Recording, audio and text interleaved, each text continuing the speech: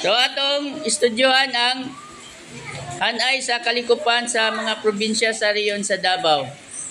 So mao ni dire ang atong hanay probinsya, unang kategorya kalikupan og nagunang panginabuhi. So sa Davao de Oro, pakibasa unsay kalikupan, pakibasa. Kapatagan nga gipalibutan sa mga bukid, tagang langob, busay ug mga baybayon. Mga nagunang panginabuhi. Unsa man? Pakibasa. Paguma, pagmina ug pagatiman sa mga hayop. No mo nay kalikupan. Ang pasabot unsa ang ilahang kahimtang. Ato ta sa Davao del Norte, basa. Lapad nga kapatagan o kabukiran nga dunay mga isla o baybayon. Unsa ang panginabuhian? Pag-uma, pag-atiman sa mga hayop o pangisda. Ito ta sa Davao del Sur. Lapad nga kapatagan, bungtod, kabukiran o baybayon. Unsang panginabuhian? Pag-atiman sa mga hayop, pangisda o pagtrabaho. Davao Occidental, lapad nga baybayon. Unsa panginabuhian? Pangisda, pag-uma o pagtrabaho. Davao Oriental, nga kapatagan, nga gipalibutan og kabukiran og adunay bahin nga baybayon. Panginabuhian, pag-uma, pag-atiman sa mga hayop og pangisda.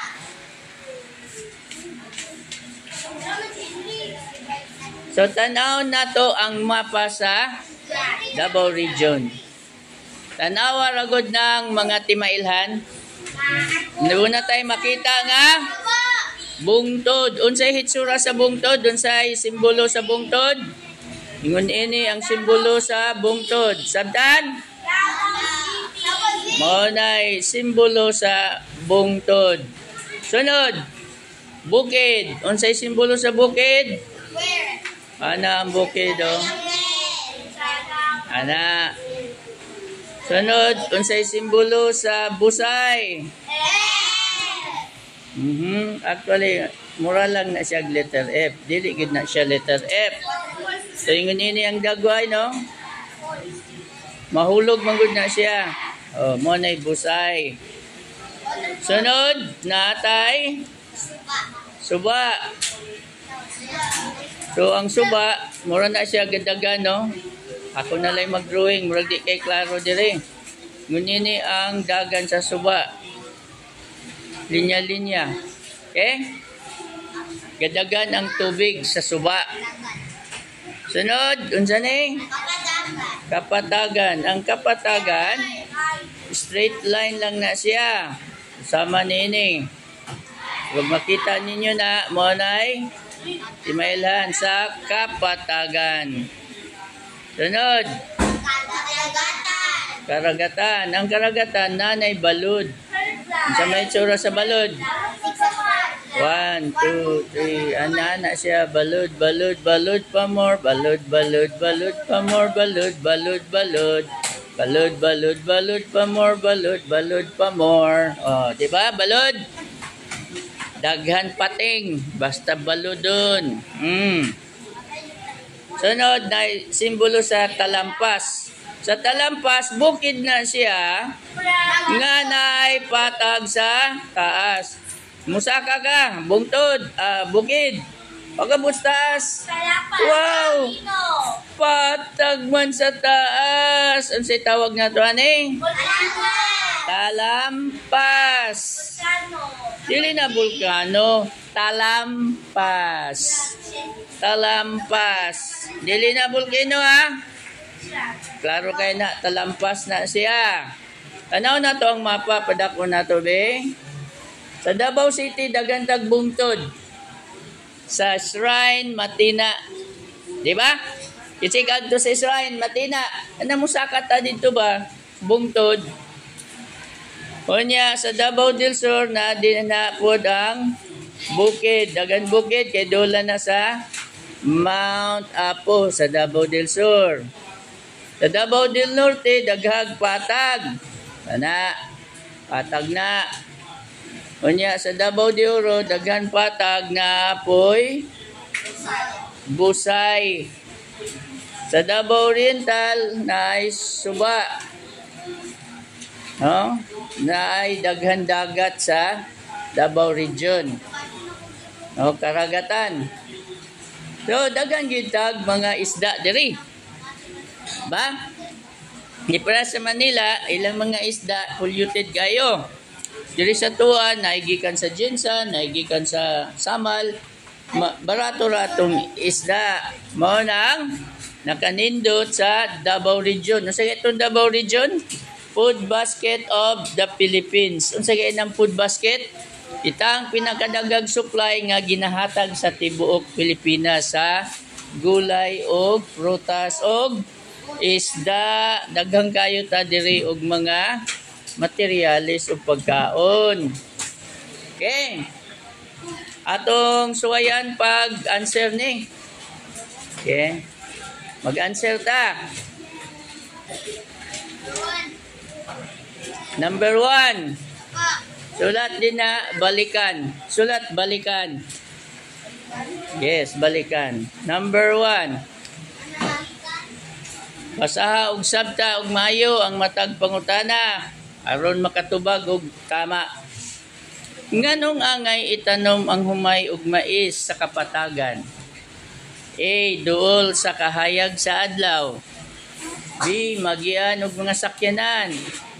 C. Layo sa bagsik nga mga hayop. D. Dako na deposito sa mineral gikan sa kabundukan. Nganong taas ang gidaghanon sa mga mag-uuma sa probinsya sa Davao del Sur? Nganong daghan tawo na mga mag-uuma sa Davao del Sur? A. Lapad ang dagat niini.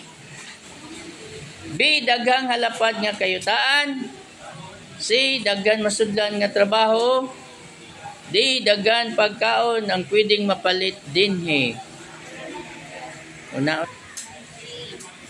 Number 3. Nganong daghan man ang mangingisda sa probinsya sa Davao Oriental? Na sila'y mga bangka nga magamit. B. Napalibutan og kadagatan ng rehiyon. C. Daghan ang gustong mahimong mangingisda. D. Mas gusto nilang mangisda kaysa mag-uma. Asa man diha ang tukma nga tubag sa pangutana.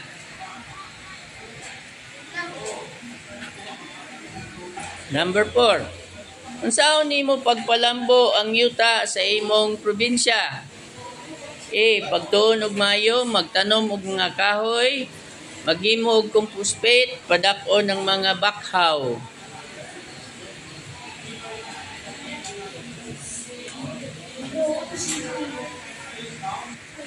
Unsa ang maayong epekto sa paggamit og husto nga pukot sa pangisda, sa pagpangisda? A. Makakuha og daghang isda. B. Preservar sa tubig sa dagat. C. Mahabilin sa dagat ang gagmay nga mga isda. D. Makakuha og daghang halamang dagat o seaweeds. Sab ang pangutana, klarohon nato. Unsa ang maayong epekto sa paggamit og husto nga pukot sa pagpangisda? Number 1, ang angay nga panginabuyan sa Davao del Sur gamit ang simbolo niini mao ang pagtinda, pangisda, pangahoy, pagnegosyo. Gamit ang simbolo niini. Simbolo sa Davao del Sur. Kini ang simbolo sa Davao del Sur. Kibalo na taon sana, di ba? Karon ang pangutana, unsa mang klaseng panginabuyan base sa simbolo? Unsa mang panginabuyan atong lugar ato? Ha? Dagan bang klaseng panginabuyan? Sa man daw klaseng panginabuhi. Number 2, ang mao ang kasagaran nga panginabuhi sa mga tao sa probinsya sa Davao Oriental. Tanaw na to ang simbolo. Tanaw na to simbolo sa mapa, Davao Oriental. Aba, unsa gani ni? Basta ni ani na ay tubig, anyong tubig suba. Oh, nya na pagyoy dagat diha. Unsa ka nang ilang panginabuhian? Ha? Unsa ka panginabuhian dito na may dakong dagat? Okay. Number 3. Wala pa? Number 3. Number 2 pa ba? Number 2. Ang mga lugar sa Davao Oriental adunahan sa mga kahiyungaan sa dagat. Tungod kay kasikbit ang probinsya sa Davao de Oro. Halos na palibutan ng probinsya og tubig. Nasa probinsya ang talagsaon mga Aliwagwag Falls. Di kabahin ng probinsya sa gitawag na Perlas ng Silangan. 4. Mas taas ang gidaganon sa mga mag-uuma sa probinsya sa Davao del Sur kumpara sa ubang probinsya tungod kay A. Lapad nga kadagatan, B. Lapad ang yutang na himutangan, C. Dagan ng mga pabrika o kumpanya, D. Dagan ng mapalit nga pagkaon dinhi. Napod. We will check this one tomorrow, ha? So do not be absent. Kay para itutuloy ang susunod na kabanata. Number 5. Naangay sa probinsya sa blank ang pag-uuma tungod sa gipakita nga simbolo niini sa mapa. So, tanaw na to ang simbolo niini sa mapa na ay simbolo nga unsa mang simbolo adiri ang nagpasabot nga dunay pagpangisda, dunay pag-uma, asa man ang mga mag-uuma makita sa dagat dili. Asa man ang mag-uuma sa bukid, sa bungtod, di ba? So sa bungtod wala kayo diha. So mo na ipasabot diha. Asa man diri ang panginabuhian, unsa nga lugar? Ay Saba. Kamo gipangutana quiz, kamo magtubag dili kay panghambog nimo imong tubag. Saman na. Manghambog yung tubag, ug mali ka. Ug mali ka. Hambog yapon. Okay.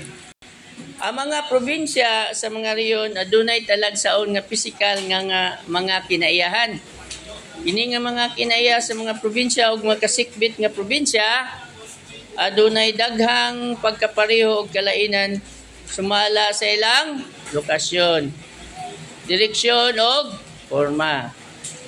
Pinagi sa mapa nagsilbi kining usa ka giya aron hingpit nga mahibaluan ug mahulagway ang mga kinaiya sa matag probinsya ug kasilinganang mga probinsya nga naglangkob sa riyon. So ang mapa makatabang sa pag-tanaw na to ug unsang mga kinaiyahan sa pormang tubig ug pormang yuta nga nagahatag og kinaiyahan, panginabuhian, kahiyungaan sa mga bagay-bagay na atong panginahanglan. Pagkaon, gulay, prutas, industriya, negosyo, asa man nagikuha tanan. Kanang ipamaligya tanan asa gikan sa kinaiyahan. So ato nang sabton nga ang ato ang Davao Region nagkadaiya ang mga kahinguhaan o mga kinaiyahan na magamit nato. Nagsupply sa atong pagkaon, naghatag nato og panginabuhian. So ugma ipadayon nato aron ma-check ang inyong quiz. Kay time na. Paalam sa inyo.